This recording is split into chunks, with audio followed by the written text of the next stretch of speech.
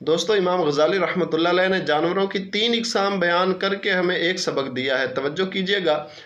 پہلی قسم جانوروں کی امام نے جو بیان فرمائی، ان میں وہ جانور شامل ہیں جو صرف نفع دیتے ہیں، نقصان نہیں دیتے، جیسے گائے، بھینس، بکری وغیرہ۔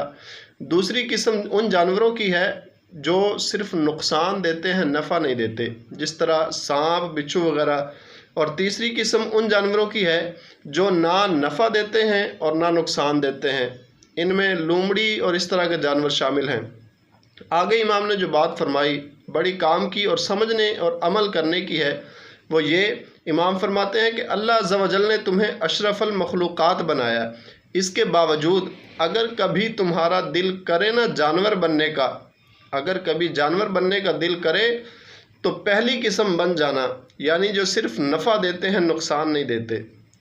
اور اگر پہلی قسم نہ بن پاؤ تو تیسری قسم بن جانا، یعنی جو نہ نفع دیتے ہیں اور نہ نقصان دیتے ہیں۔ امام فرماتے ہیں کہ دوسری قسم ہرگز نہ بننا، یعنی جو صرف نقصان دیتے ہیں۔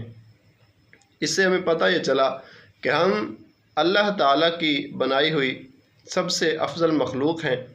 حضور پاک نے فرمایا صلی اللہ علیہ وسلم کہ مومن وہ ہے جس کے ہاتھ اور زبان سے دوسرے مسلمان محفوظ رہیں۔ اللہ ہمیں سمجھنے کی اور عمل کی توفیق عطا فرمائے، آمین بجاہ نبی الامین صلی اللہ علیہ وآلہ وسلم۔